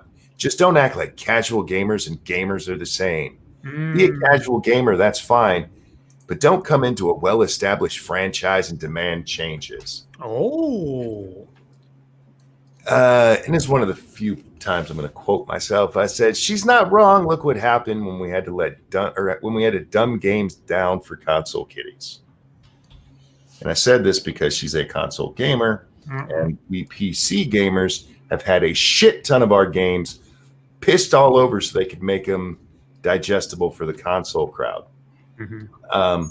That's not me. Usually it's not even the console crowd's fault for that. It's just where the money is, and they had limitations that computers didn't. But the idea of gatekeeping gaming, you're not a real, shut the absolute fuck up, you console kitty bitch. You have no right to be telling anybody they're not a gamer or that there's some kind of difference in gamers. Shut the hell up. People are playing video games. Just love that people are. And instead of bitching at that casual gamers are ruining your game, why not look at who's really been doing this shit? The people who come in and tell me that Cyberpunk was a bad game long before it ever came out because they put up a picture from an ad that's in their game about an energy drink you could get with a chick with a giant dick on it. Yeah. And how that was somehow transphobic. You want to talk about people who are ruining your games? Go after them. Not the people who are playing Candy Crush and couldn't give a fuck about your Dark Souls. And I use those two examples because those are the two she used. Candy Crush and Dark Souls. Okay. Yeah. Wow. I guess they are really similar. You want to gatekeep? We can gatekeep, but you're going to lose that argument. Brian Stelter was mad today. The Goblin. A+ headline. This is what he says. A+ headline. Fox News complains about media being mean to conservatives, then compares CNN host to a potato. Guess which CNN host they compared to a potato? What was it? Brian Stelter? It was Brian Stelter. Oh, they got it wrong. He's a goblin. I just thought that was funny that he highlighted it. Oh, that's like dude, you just Streisand effect. I didn't even know Fox called you a potato, but now that's funny. Well, look at those guys are evil conspiracy theorists that are ruining America and should be destroyed. He's a potato. That's the same thing, right? How dare you call me a tuber? Oh, a fucking bitch. My first thought when I saw that is like, damn, if you ever saw what I called him, he'd cry. This was going around today, and it did make me laugh. It's an open letter to journalists from Julie Wolfe, who is a news director at WHAS 11. Okay. I don't know where that's from. Dear journalists, dear 2020 journalists, you are stronger than you know. Oh, God. If I told you in January you'd produce from home, track from your closet, master Zoom, and anchor from your living room this year, you would have laughed and then cried. But here you are, focusing on facts, seeking truth, sharing stories, wearing your mask, bathed in hand sanitizer, doing your job, a job that some people hate you for doing. They were loud in 2020, but you are strong. You were strong enough to battle the isolation, the fear, the unknown. Strong enough to ask tough, soul-searching questions, not just in our interviews, but in our newsrooms. Go ahead and get that, and I'll read this. Yeah. Thank you, Manic, for the Dogcat Fox. Hiya, Dogcat Fox. Hiya, Dogcat Fox. Strong enough to ask for help because we all needed it in 2020. If you're a journalist at the end of 2020, you are strong. Stay strong because what you do matters. 2020 proved that. Thank you and Merry Christmas. You've earned it. Yeah. Am I supposed to be masturbating to this blowjob? Yeah, I think you are. Are sniffing their own farts. You know, we here on the show, we've been telling stories and reporting on the news and delivering facts and doing it all from our homes for years. I've been doing it in isolation for years too. Yeah, that too. Yeah. I'm strong, guys. Yeah, we're drunk. We're swole, yo. Because strong out here. Julie Wolfe. I just love the beginning part where if I told you you'd be basically, producing your own show, you'd have laughed and cried. I'm like, 13-year-olds on YouTube do that shit and have been for years. Yeah, you've been paying attention there. You're really plugged into the pulse of the generation, ain't you? The one that got me was Mastered Zoom. Yes, Yeah, right. Master Zoom. Like, oh my god. Like, Yeah. whoa. Oh, except no one nowhere in the chat says except for Tubin. Right? Yeah, Jeffrey Tubin's sure mastered Zoom, Zoom. Well, remember, it's only if you're still a journalist at the end of 2020. And is he still? Oh, that's true. I'm not sure he still is. That's true. Didn't quite make it. Poor guy. Oh, Moving well. along, one of the saddest things I've ever read. What's his name? I have trouble with his name. Martin Skrelly. Scarelli, is that how you say it? I think so, or something close to that. There's a story in Elle magazine today Yeah. about a woman who basically pissed away her whole life for this man. Mm-hmm. Now, for those who don't know, Scarelli, he's this guy who he started some pharmaceutical companies and he bought the rights to some drugs and then massively jacked the price on them. This got the attention of authorities who went back and realized he'd been cheating people for years, and he got sentenced to 5 or 7 years in prison over this. One of the women who was assigned to cover his story for Bloomberg News, she was married, having a good life at the time, and she decided she fell in love with him after he went to prison. Yeah. They'd talked several times beforehand, but it was when she was visiting him in prison that she realized she loved him. Oh my God. Her and her husband divorce. She loses her job because she's being blatantly biased on Twitter to the point where even Bloomberg's like, bitch, come on. Yeah. But it's the end of the story that gets me. From prison, he's like ghosted her. And the woman who's writing this story, can I find it real fast? I don't know. Here it is. The woman who's writing this story actually talked to Scarelli, and she goes, well, do you have a message for Miss Smith? Miss Smith is the woman who we're talking about here. Yeah. And he said, Mr. Scarelli wishes Miss Smith the best of luck in her future endeavors. Damn. Whoa. Right? Damn. I was like, fuck. Now, at the end of this, the very last paragraph is how she starts crying when hearing all this stuff, but she's still holding out hope that maybe when he gets out of prison, he'll come find her. She's nuts. Yeah. What? I was like, holy. I read this whole article going, what is wrong with this bitch? And then I got to that part and I was like, oh my. Yeah, holy cow. What I'm really curious to know what snapped in her that made this seem like a good idea. Look, any motherfucker who would buy out an entire type of medicine and then jack the entire price up is the ultimate of badasses. Why would you not want him to penetrate your crazy ass? She's insistent that he's actually a really good guy and people just don't know him. Wasn't he the guy who, like, before all the scandal really hit, wasn't he the guy who like bought the one copy of that? It was like what Wu-Tang Clan album? Like they only made one copy of it and he bought it. Yep, for $2 million.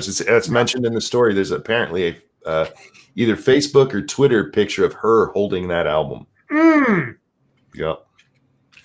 But this lady, and what the fuck is wrong with you women? Don't fall for this shit. The funny part is they talk in there repeatedly about what a manipulative prick he is. And she even talks about how he seems to be manipulative. And her friends told her he seems to be manipulating her. And her husband said he seems to be manipulating her. And at the end, wish her good luck for her future endeavors. And she's like, I think he loves me still. Like, oh my God. Have some fucking self-respect. Speaking of no self-respect, my favorite whore of a congresswoman was back in the news today. Katie Hill sued her husband and the Daily Mail over non-consensual porn. Okay. She is suing, saying that under revenge porn laws that what the release of the pictures of her being, well, a dirty, skanky whore was illegal. Oh. And she might have a point under the laws, but because of her, those laws may end up changed. Here's the thing. When it comes to, one, if you're breaking the law, you have no right to privacy. Doesn't work that way. Yeah. And when you're having an affair with an underage or with a staffer like that, and you're not allowed to be because it's against the law, then you have no right to privacy, sweetheart. But even more importantly, even if she did have a right to privacy, theoretically under those terms, as a public official who was denying this shit happened, Yeah. the public has a compelling right to know this stuff. Real quick, thank you, Andrew Joyner, for the GG, which is, I think it must be a new animation for Super Chats. Seems to be, and I like that. It's cute. Yep. Thank you, Andrew. Is that a radio or a controller? I think it's a controller. That's a controller. Could you imagine somebody like, I don't know, like at some extremely public place, like fucking in the lobby, and it gets shown, like they see it on the camera and they get arrested and they're like, I'm suing you for illegal porn. Right? In this case, I mean, she was a public official, and there are different rules for them when it comes to this stuff. Yep. And unlike where we normally see, they get treated better by the law, they're treated worse by the law because, well, the public has a right to know. Sorry, whore. Shouldn't have been being a predator to your employees, and none of that shit would have happened. This one, I'm going to put something on the screen, Scribbles. Okay. Don't worry, it's not dirty, I promise. No. I just like this one because I thought it was funny. Oh, yeah, I saw it. This is funny. Yeah, this is great. This was along with a tweet that said, finally, there's clothes for women with cold arms and hot tits. What the fuck is this for?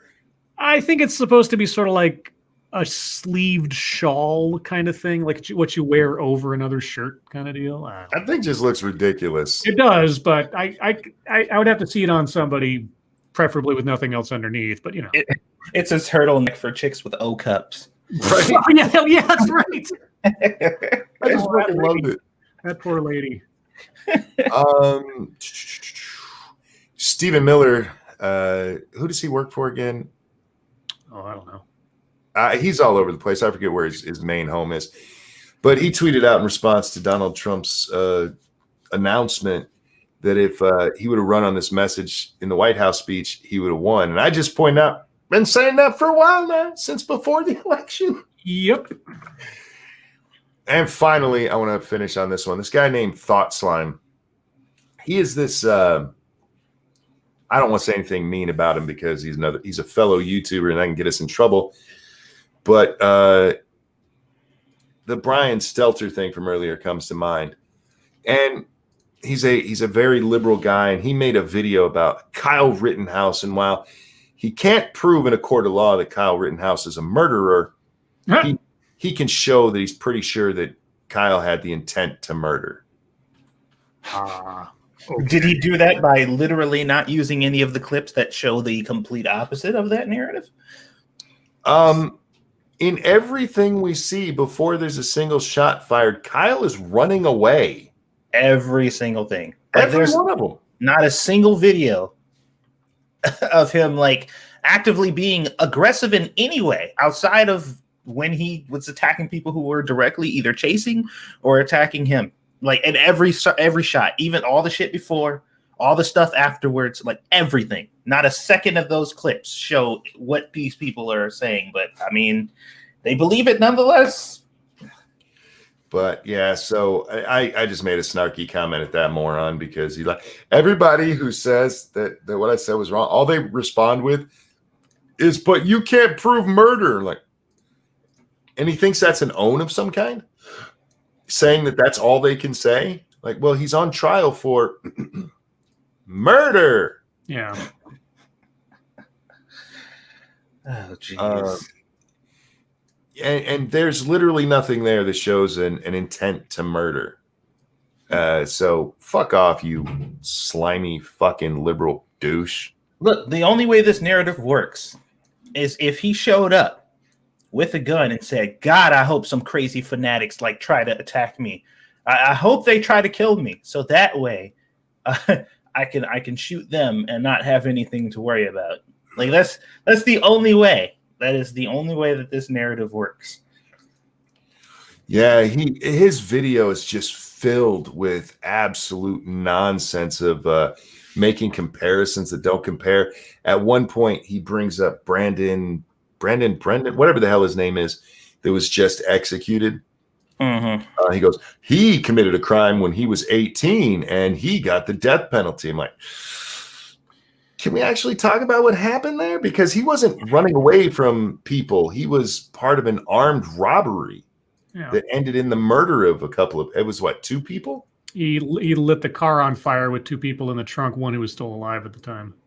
Like, he wasn't running away from somebody and defended himself. So stop it. But that's what passes for thinking in those kind of circles. That's all I got today.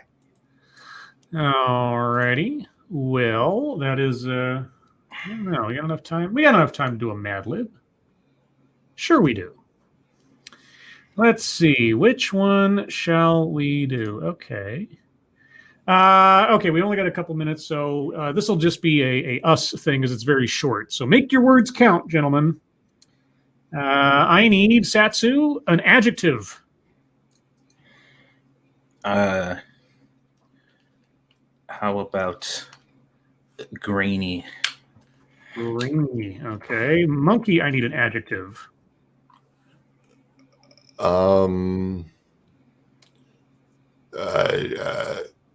Herpes ridden. Herpes ridden. I'll say herpes. Okay. Satsu, I need another adjective. A lot of adjectives. Okay. I know. How about slimy? Okay. Let's see. All right, Monkey, I need a name of a female person. Brian Stelter.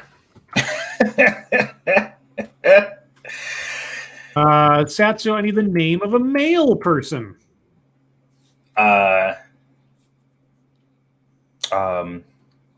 Fucking, what's Crystalliza's fucking right hand's name? Oh, Harry Enton. Yeah, Harry Enton. Monkey, I need a noun. Pubic hair. Just one. Yep. Lone. Satsu, I need an occupation.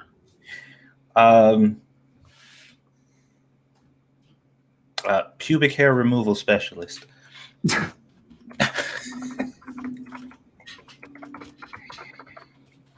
Monkey, I need an occupation. Preschool teacher. Oh, God. All right. Satsu, I need a part of the body. A pinky toe. Okay. And lastly, Monkey, I need a verb ending in ing.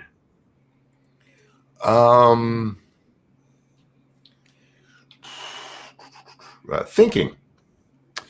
All right. And thank you, Pikal, the driving ape man. I want a light up unicycle. I just saw one. We'll get one. I wasn't sure if that was a pun about the whole unicycle. I saw one. I don't know. But okay. Do they have those in Canada? I guess they must. Okay. Anyway, this one is called Emmy Acceptance Speech. Uh-oh. Thank you from the bottom of my pinky toe. I don't know what to say. I'm speechless. I truly didn't expect to win this pubic hair, certainly not with so many grainy actors competing in the same category. First and foremost, my thanks to Brian Stelter. You couldn't work with a better pubic hair removal specialist. And I'm sure I wouldn't be thinking here tonight if it weren't for my herpes-ridden director. I must also thank Harry Enton, who wrote a slimy script for me. Sounds about right. Of course, none of this would be happening if it weren't for my agent who convinced the network that I could play a 75-year-old retired preschool teacher. The end. Oh my god, that worked out too well. It did. All right, I will clip that one and post it presently. That was perfect. Oh shit. Thank you all for going with me on that one. Okay, well, with that, we're at the bottom of the hour, which means it's chat time. So, chat, if you have questions, comments, concerns, complaints, conspiracy theories, if you have any ideas of what you'll do with your $600 of happy money, put in the chat now. If you have questions for us directly, please put plenty of chat marks after those. If you have statements for us to consider, please put plenty of statement marks after those. Putting plenty of those after those tells us that it's for us and not talking amongst yourselves, which we do appreciate, but just to differentiate one from the other. Motto Winter, oh lords, would y'all try a chicken breast stuffed with bacon, broccoli, and cheese, a portion of ketchup potato chips, and a large furry, as in the Degenerates, cup of jasmine tea? You lost me at the furry thing. And I'm not sure ketchup potato chips. I don't know if I had those before, but... They sell them. They're pretty good, actually. Yeah, everything else sounded fine. Chicken breast stuffed with bacon, broccoli, and cheese. That sounds actually kind of yummy. Ketchup chips, I guess I'm neutral. But yeah, you lost me at the jasmine tea in a furry cup. Like, ugh. Where's it been? I know where it's been. Ugh. No. Let's see. Dr.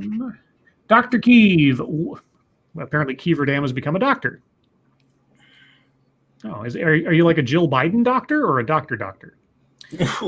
What's the most amazing slow motion video you've ever seen?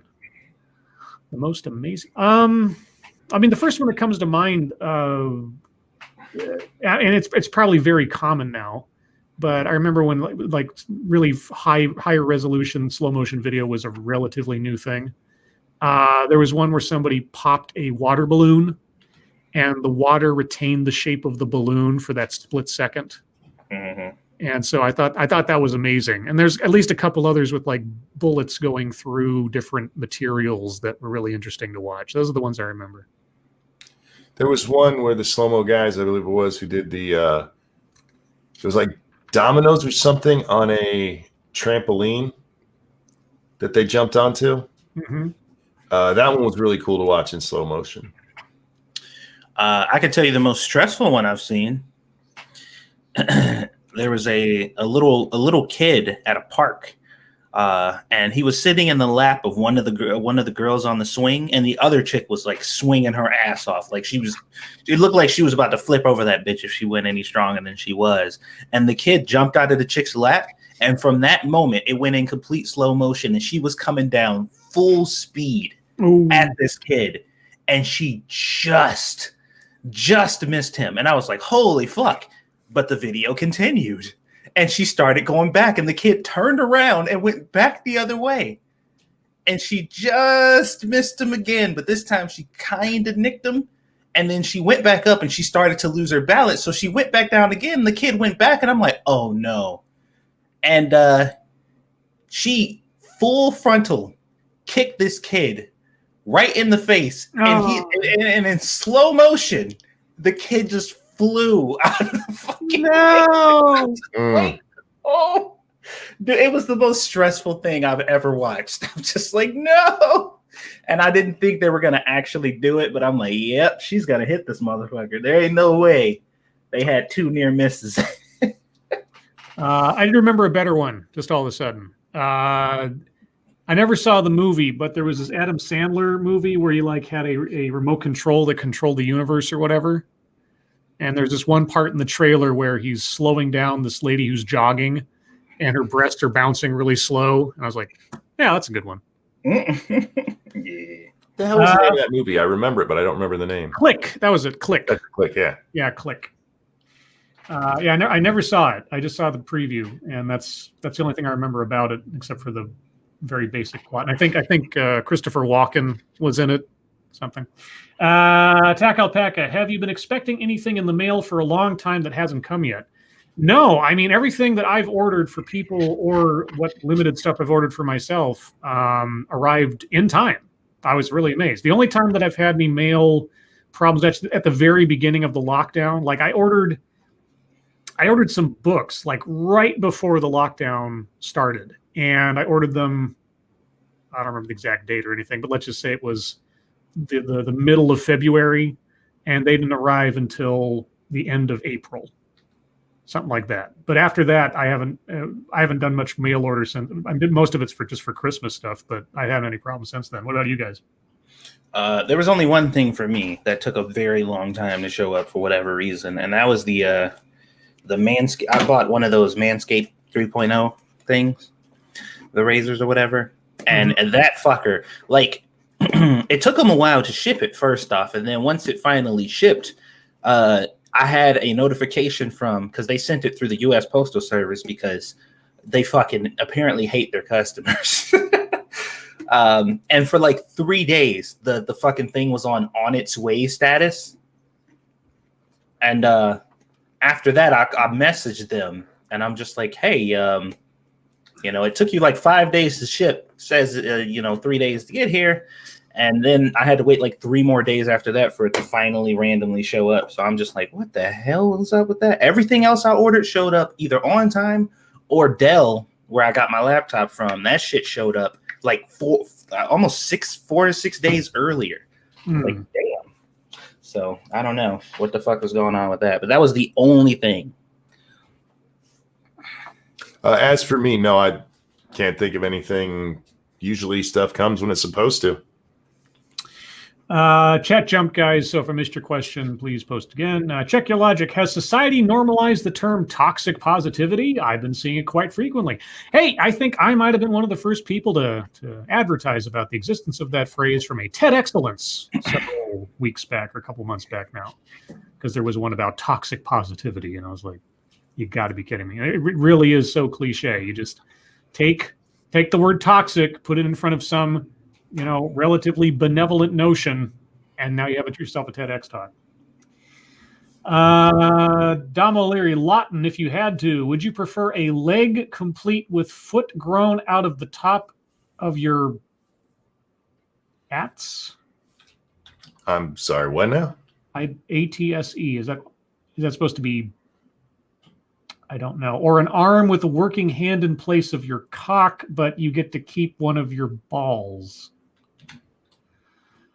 I can't even understand how to picture any of that, honestly, or what it. I don't. Supposed to be abs. Maybe. I don't know. I don't know. I don't know what the question even means. So yes. The answer is no. I don't have. If I had to, yeah. Ass. I bet the arse. Oh, okay. Right. Okay. Yeah. Still. I beat you, Dom. I don't know. Mata Winter, Scribe can, not will, you sing in a drunk French cat falsetto. Can I do that? Probably not. I mean, it's difficult to sing in an accent for me. At least that particular one. I don't do many French accents. It would be so. No. I think the answer is no. Let's see. Backscan. Monk, did you look more into toxoplasmosis? It starts in mice. Then okay. There's your answer. No. And then chat jump. Thank you, Picala Driving 8-Man. Toxic independence. Construct of moving out at 18. There's your TEDx talk, dude. Just reverse engineer that into a TEDx. It'll work. I'm sure there's a TEDx organization near you up in the Great White North. I'm pretty sure. I see TEDx's from Canada all the time. Check Your Life says the TED talk was in April. Okay, yeah. Boy, it was that long ago? Holy cats. Yeah, I guess so. Toxic positivity. I was wondering if that was going to be a new buzz phrase that would succeed. So, oftentimes, the ones I see in TEDx talks is kind of a crapshoot whether or not it's like something I like to call, and if I'll ever hear of it again. I've only heard of diversity debt twice since the first time I did that TED talk. I haven't seen it many other places. I was kind of surprised that one didn't come up more, but they could never define what it meant, so I think that's part of the problem. Okay, Attack Alpaca, Butterfinger, Baby Ruth, Payday, or Mounds/Almond Joy. Mounds, I think. There was a time that answer would have been Butterfinger. Hmm. These days, since they changed the formula, I'd go with Baby Ruth. Baby Ruth? Baby Yeah. Ruth? Same deal. I was about to say the same thing. It would have been Butterfinger, but they ruined it. So, No One Nowhere. Do you think Disney will recognize the importance of about 7 minutes of screen time on The Mandalorian compared to an entire trilogy? Wait, I don't understand what you mean. I don't either. Which 7 minutes? There's a lot of minutes in The Mandalorian.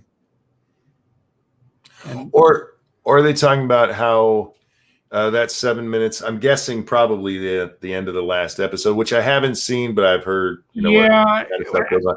Versus how shitty the last trilogy was, and how there's that big market and so much positive energy out of The Mandalorian compared to the shit that came out of the last trilogy.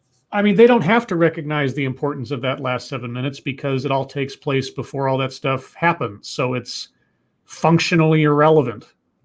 Well, I guess what they're getting at is, and this is, again, my guess, whether or not they will understand the importance of what happened there and why the fans like one and not the other. Oh, so the guys who make The Mandalorian, they know. It's the people who run Lucasfilm that don't. So, yeah. I think that's what they were getting at. Do you think Disney will grasp that? And probably no. No. I mean, if the rumors are true, they are going to work their way towards effectively making the sequel trilogy irrelevant because, as has been pointed out several times, if you notice, none of the planned television shows or specials or anything else that they've got coming up do anything to continue the story or involve the time frame of the sequel trilogy. None of those characters, none of those circumstances. It's all stuff that takes place either during, before, or after the original trilogy. I will be right back. Okay. So, the scuttlebutt is that they're going to work to make the sequel trilogy effectively non-canon and irrelevant, or part of some alternate timeline or something. And it's stupid, but that's their only option at this point. Delfruit Zero Scribe, what is your opinion on Baby Yoda's popularity? I think it's interesting that people are cheering for a sociopathic magic baby. Because if you notice, Baby Yoda doesn't really have that much of a conscience. It's kind of a gray area character, which I kind of appreciate. But I think it's hilarious. People are like, oh, he's so cute, even though he's like a semi-amoral, superpowered little creature. So yeah, it'll be interesting to see what they do with that character. Peter Silak Hades 313. Has anyone seen a pic of Elliot Page since her transition? Has she changed her look at all? I haven't thought about Elliot since the announcement, and I haven't seen any pictures since that day, so I don't know. Elliot Page looks like Ellen Page with a hat. Is Elliot actually chemically transitioning, or is it just sort of a... As far as I know, no. Okay. There had been no announcement or no plan to do that. So, okay. Dom O'Leary, Lords of the Night. Okay, because I might not speak to you before Christmas, love you all. And what's your favorite thing to listen to on Christmas? Mine's Elvis, as it reminds me of Dad. National Lampoon's Christmas is also mandatory. I don't really have a traditional thing to listen to on Christmas. My family didn't. I mean, I guess in later years, my dad would turn on either a Christmas station or something while we opened up presents, but it was just sort of your generic Christmas music, so I don't think I have a favorite soundtrack for Christmas. Do you guys have anything in particular? I got a new favorite Christmas song. It's Squishy's favorite too. We just watched it earlier. It's called "If the Grinch Was a Rapper." And oh my God, it was one of those things that I thought, okay, this is going to be one of those kind of cheesy, man. I'm just like, holy fuck, holy shit, that motherfucker was spitting fire. All right, Monkey, do you have a Christmas soundtrack of preference? Not really. Okay. Mr. No, Lawton, what's your favorite OxyClean product? Anything that Billy Mays was hawking. Pretty much. But now he's dead, so it doesn't matter. That's it. I don't have one. Yeah. I never bought OxyClean. I just had an appreciation for Billy Mays' enthusiasm, probably because he was hopped up on cocaine most of the time. Let's see. Wow. King College Driving 8 Man, it's going the way of the Kelvin timeline. They're going to do something. The Ahsoka series strongly hints at their whole multiverse theory bullshit that they put into the Rebels animated show, which I wasn't fond of then. I'm not fond of now. It's pretty stupid, but it's really the only mechanism they're going to have available to them if they want to actually write it out of canon. It's so dumb. The biggest, stupidest mistake Disney ever made was nullifying 30 years of books, comic books, fan-made stuff that made it into reality and on and on and on. And just said, oh, this stuff isn't real anymore. We're going to start our own new thing. It's going to be so much better than everything you guys put together. Ignore all that. They're just reversing themselves and keep introducing things that were from the expanded universe again, like Thrawn, like the Mandalorian Wars, like KOTOR. It's just.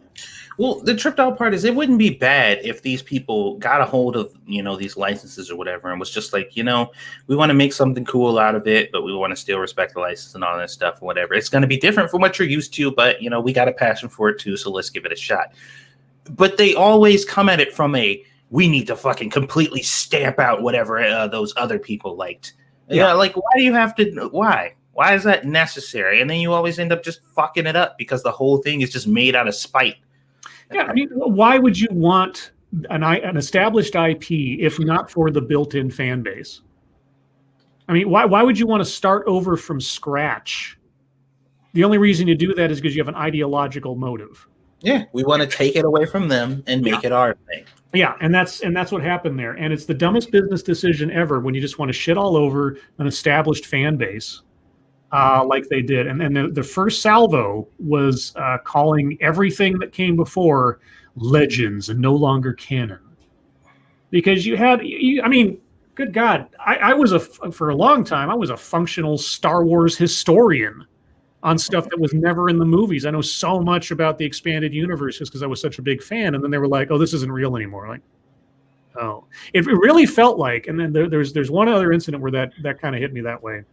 When the whole clone saga hit Spider-Man comics, they came in the beginning of that storyline and said, you know what? The Spider-Man you've been following for the last 20 years, he's actually the clone. The real Spider-Man's had amnesia this whole time. And I'm just like, I don't like this comic book anymore. It's like, why would you do that? That is the dumbest thing ever. Now, eventually they reversed themselves 3 different ways from Sunday and everything. The Scarlet Spider and the Jackal and all that. Like, but it was done. It was done. It was like, oh yeah, this is the reality now. This isn't your dad, Spider-Man. Like, oh fuck. Anyway. College Driving 8 Man, Rebels was great. You just hate Ewok, Scribe Light. No, I mean, I liked the Rebels series for the most part. There were just elements of it that I thought were not beneficial, and the whatever it was called, the Veil of the Force thing that they introduced in the last season was Peter Silent Kitties, do you get a break over Christmas, Scribe, or do you have to work? I get Christmas off. Thursday, Christmas Eve will be effectively an early leave day, so it's like a half day. But because of the way my job works, I'm pretty much, I don't have any like extended time off. I'll get this Thursday half day, Friday off, and then next Friday off because of New Year's, and that's about it. Picalo Driving 8-Man, thank you so much. FYI, Scribe is specious against Ewoks. I don't have a problem with Ewoks.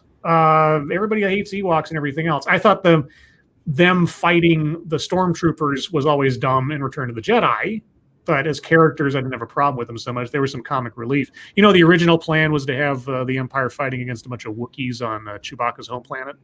Yep. Yeah, the Ewoks were supposed to originally be Wookiees, but the decision was made that George Lucas wanted to have the contrast between the technologically advanced Empire versus the relatively native and tribal Wookiees and have that sort of clash of cultures. The problem, he said, was, well, we've just spent 2 movies establishing that Chewbacca is technically knowledgeable and advanced and everything, so that doesn't make any sense anymore.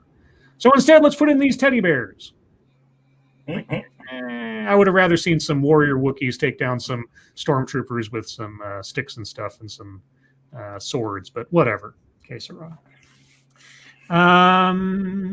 Let's see. Peter says, "Oh, you work too hard, homie." I mean, it just I'm in that sort of good bad situation where I'm the only guy that does what he does in the company. That also means that I don't really have any backup. So, yeah, it's kind of a plus-minus situation. Logan, Scribe, is your English degree relevant to your career? It's become relevant in places like I've been tasked with writing help files and company announcement type things and stuff, at least for my current job. And my previous job, not really. So it's not a main focus, but having it makes everybody say, "Oh, give it to Scribe. He'll write something up good." I'm like, okay. So there's that. Buster Outlaws. Hey, Scribelad, if Ranting Monkey never saw the Dog Cat Fox thingy rape anyone, doesn't the Dog Cat Fox thingy have a lawsuit? And if I think Ranting Monkey needs Matlock? Matlock! I read the reports. I never liked Matlock. Matlock was always, at the end of Matlock, it was a surprise piece of information that none of the audience had any privy to prior to the trial. So it wasn't like Murder, She Wrote, where conceivably if you were paying attention as the audience, you could solve the murder before you get to the end of the show. Matlock was always the last second. He's like, "Oh, I have this piece of evidence here." It's like, oh. So I didn't like, I mean, I like Andy Griffith. I like the whole setup, but I wasn't as much a fan of Matlock as I was like something like Murder, She Wrote at the time. Yeah, you can't watch it like a whodunit. Yeah. It's more of just for the characters. Matlock, when he was, the way he would talk to people and stuff was just funny as hell. I love it. Yeah, no, I like the character. I like the show overall, but it was always like paired up with things like Murder, She Wrote. So it always felt like it should be something the audience can sort of join in on, but it really wasn't. So yeah, Murder, She Wrote. Somebody in the chat, USP, brought up Columbo. I always liked Columbo just because obviously Peter Falk was fun to watch, and it was the reverse. It's like, you know who did it, you just have to see how he solves it, and you always knew he was going to solve it. I asked my mom one time about Columbo. I'm like, how come he always lets one more person die? Just to make sure, just to be sure. The one, there was one Monday, was it a mystery Monday night movie or whatever from ABC when they did that back in the 80s. It was where the bad guy was Fisher Stevens, and he was like this Hollywood producer, and there was all like these special effects things. And for whatever reason, I just remember that one so vividly, and you can find clips of it on YouTube. I looked it up one time, and there's that one and the one where he went after a magician / psychic. Who for the longest time I thought was played by Ben Cross, but it wasn't Ben Cross, it was this other guy, but that's a whole other story. Let's see. Mr. No, Scribelight, if you didn't discover YouTube, would you A, be a writer, B, be an English teacher, or grade, for any grade, or C, an English professor at any university? If I hadn't discovered YouTube, I'd just be working at my job, and I don't know what I'd be doing elsewise, because, I mean, the YouTube thing kind of happened because my whole social circle life kind of fell apart at that time, and I was kind of didn't have anything extracurricular to do besides work. I don't know what I'd be doing otherwise. Yeah, not sure. But Call the Driving Ape Man, thank you again. Was Fisher Stevens playing an actual white guy? Yes. In fact, he was. Save for Short Circuit 1 and 2. But yes, he was actually playing, so far as I can tell. I can't remember the character's name, but let's see. Froggy, hey Satsu, can I join you guys and hang out for Tardy Tubbies again? Yeah. I don't know how many people are playing, but you guys should log in right now. I got the server up. I downloaded some maps, so you can log in, and I'll send you an invite now if you're on. So, let's see. Dr. Keeves says Facebook political drama. If you're referring to my social, yeah, that was part of it. That was part of the falling out of things. But there's a lot of other non-Facebook related social stuff that have been going on for a couple of years to that point. It was just that was sort of like the proverbial straw on the camel's back, I guess. Big College Driving Ape Man, Fisher Stevens was fucking great in Hackers. Oh yeah, boy, he was such the villain. God, that movie is so goofy. Let's see. Pyrus Creed, why do you want me to call you Susan, Scribe? Is there something you want to tell us? Because this is a safe space, Scribe. That is a quote from the movie Snatch, from which the thumbnail and theme of the night show derives. That's what I try to do with the themes. If they go to a specific like movie or TV show or something, I try to find a at least memorable or significant quote or something about it to put up as the title, just for fun. Motto Winter, oh lords, will Scribe get drunk for the Christmas Latin? I don't plan on it. I don't know. I don't know if that'd be very entertaining for anybody, but Mariana the Schizoid, Scribelight, have you read Finnegan's Wake? I haven't. I know of it. I haven't read it. Isn't there a movie or TV movie that's based on that too? Which one? Finnegan's Wake. I want to say yes, but yeah, I'm vaguely remembering that was something, but I don't. But I have not read it now. Froggy, Scribelight, please tell Satsu that I'm about to drive home from work. Satsu, Froggy's about to drive home from work. Noted. Okay. I will log in about 20 minutes, says Froggy Satsu. Also noted. Okay. Glad I could be the middleman there. I'm like a pharmacist, almost. Any other questions, guys? I don't see anything jumping up. I'll scroll up a bit to see if I missed anything in particular. Let's see. Mr. No, Scribelight, are both Ewok movies canon to the Star Wars universe? Not anymore, they're not. Not unless they decide to bring them in. Everything that wasn't the movies was basically relegated to the negative zone. So, yeah. But given how big nerds Favreau and Filoni are, if they keep running shows and like when Boba Fett showed up and little rockets came out of his knee pad and killed a couple of stormtroopers, the only reason that was there is because it was a notation in the Star Wars visual dictionary. It was never actually seen in the movies, obviously. It was just something somebody threw in there to explain the design of one of the knee pads. And so they made that quote-unquote canon by having him actually use them, which is kind of funny.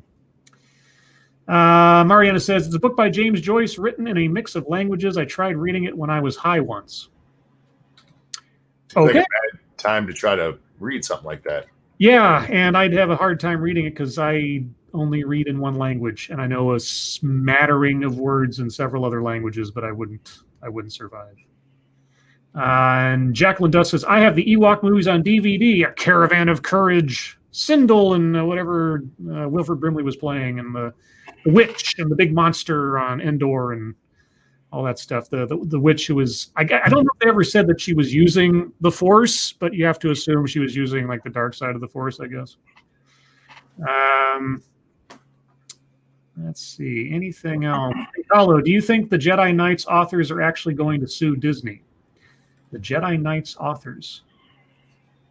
Who are the Jedi Knights authors? What do you mean? I don't know.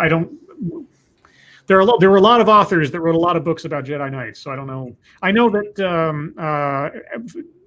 what's his name? Alan Dean Foster, if that's the correct arrangement of his name. He hasn't been paid royalties on his books that are still being sold by Lucasfilm and Disney and such. And that's a lawsuit, or at least something that's coming up soon if it hasn't already gone that direction. And they owe him a lot of money because his books have still sold, all the movie adaptations and the Splinter of the Mind's Eye and all that. And Dr. Keeve, what TV show character would it be the most fun to change places with for a week? Oh, Dexter. Dexter. To change places with. I keep thinking of whatever his character's name was in Californication, because he gets all the girls. Not familiar. That's a David Duchovny series from several years ago. I don't know. And Yeah, I can't really think of anything.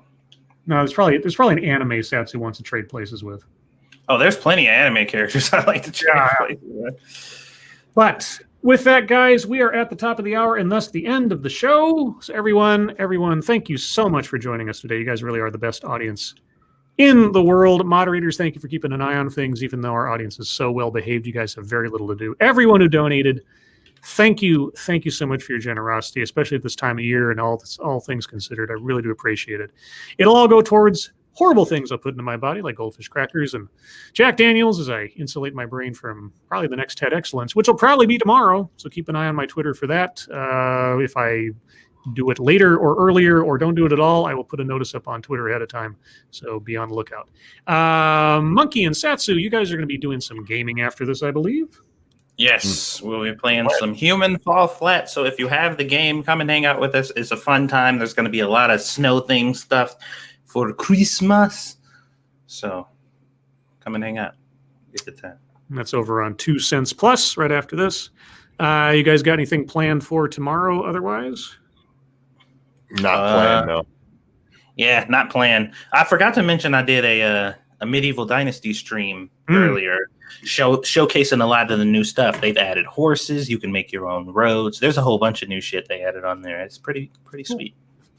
And remember, guys, per usual, tomorrow will be on Monkey's channel at the regular time, 6 p.m. Pacific, 9 p.m. Eastern, for another episode of Lords of the Night. Looking forward to that. So with that being said, Monkey, Satsu, thank you for joining me as always. You. Everyone, your lives make us relatively happy. And we'll see you next time. Not me. Your lives make me sad. Bye, everyone. And per usual, taking out my copy of Screw the Roses, Send Me the Thorns, the romance and sexual sorcery of sadomasochism. Sadness, masochism. Okay, and today's secret word is several. Several. It can take several months to develop the accuracy necessary to use them safely. Oh, What I is thought it was them? I like to beat several women. Well, it does involve a bullwhip, this paragraph, but that's a whole other situation.